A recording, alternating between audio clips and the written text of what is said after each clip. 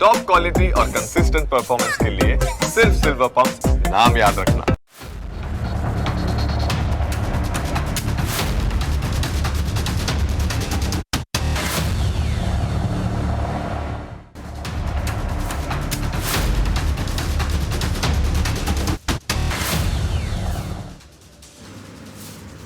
તમે social media પર જાઓ ત્યારે તમને ચારે બાજુ કોક્રોચ જ જોવા મળે.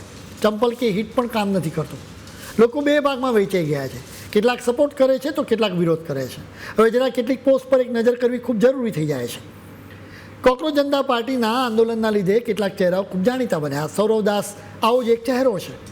તેની જૂની પોસ્ટને લોકો શોધીને રજૂ કરી રહ્યા છે. મૂળ હેતુ કદાચ એ હોઈ શકે કે લોકોને સૌરવ દાસની માનસિકતાનો ખ્યાલ આવે. હવે તમે જુઓ કે NDTV ન્યૂઝ ચેનલ દ્વારા ગયા વર્ષે 3 ઓક્ટોબરે એક બ્રેકિંગ ન્યૂઝ એક્સ પ્લેટફોર્મ પર આપવામાં આવ્યા હતા. એ સમયના સેનાના ચીફ જનરલ ઉપેન્દ્ર દ્વિવેદીની વાતને બ્રેકિંગ ન્યૂઝ સ્વરૂપે રજૂ કરવામાં આવી હતી.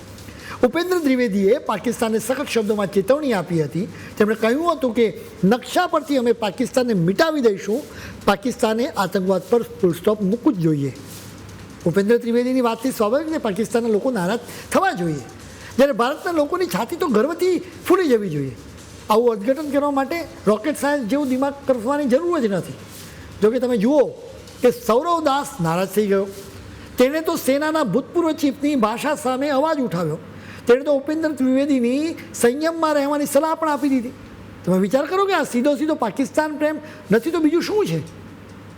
એમ છતાં જો આજની જૈનજીને સૌરવમાં તારણહાર દેખાતો હોય તો તેમણે વિચાર કરવો જોઈએ. સાચો દેશભક્તો પાકિસ્તાનને સંયમમાં રાખવાની વાત કરે. હકીકતમાં સૌરવ દાસ અને તેની ગેંગને સપોર્ટ આપનારા નેતાઓના ચહેરા પણ તમે જોઈ લો. આમ આદમી પાર્ટી, કોંગ્રેસ અને તૃણમૂલ કોંગ્રેસ જેવા પક્ષો તેમને સપોર્ટ આપી રહ્યા છે. આ લોકોને ભારતની સેના પ્રત્યે નફરત છે, જ્યારે પાકિસ્તાન પ્રત્યે પ્રેમ છે. તમે જુઓ કે જ્યારે પણ ભારતની સેના કોઈ પરાક્રમ કરે ને પાકિસ્તાનને પાઠ ભણાવે ને ત્યારે આ લોકો પુરાવા માંગવા આવી જાય છે. આ લોકોથી સહન જ નથી થતું કે પાકિસ્તાનની દશા ખરાબ થાય. હવે જ્યારે કોકરોચ જનતા પાર્ટીની વાત નીકળી છે ત્યારે બીજી કેટલીક પોસ્ટ પર પણ નજર કરવી જરૂરી છે. અભિજીત અય્યર મિત્રા નામની આ વ્યક્તિએ આ પોસ્ટ મૂકી છે, જેમાં કહેવામાં આવ્યું છે કે સૌરવ દાસ દક્ષિણ દિલ્હીમાં વિશાળ બંગલોમાં રહે છે. અહીં બંગલાનું ભાડું 7 થી 10 લાખ રૂપિયાની આસપાસ શરૂ થાય છે. અભિજીતે સવાલ ઉઠાવ્યો છે કે સૌરવ ક્યાંથી આટલા બધા રૂપિયા લાવ્યો. અભિજીતે આ જ પોસ્ટ મૂકી છે, જેમાં કોકરોચ જનતા પાર્ટીનો ચહેરો અભિજીત દીપકે જોવા મળી રહ્યો છે. અભિજીત અય્યર મિત્રાએ સવાલ પૂછ્યો છે કે તેના પરિવારની વાર્ષિક આવક 7.8 લાખ છે, તો તેનું આવું ઘર બનાવવાની કેવી રીતે પરવડી શકે. તમે અભિજીત દીપકેના ઘરના વધુ દ્રશ્યો જુઓ, એ પછી તમને પણ અભિજીત અય્યર મિત્રાનો સવાલ વ્યાજબી લાગવા લાગશે. અમે આ દેશના યુવાનો, જેનજી, ઇવન આલ્ફાને વિનંતી કરીએ છીએ કે તમે સાચા દેશભક્તોને ઓળખો. જરૂર પડે તો તમારા માતા પિતા કે દાદા દાદીની સાથે વાત કરો.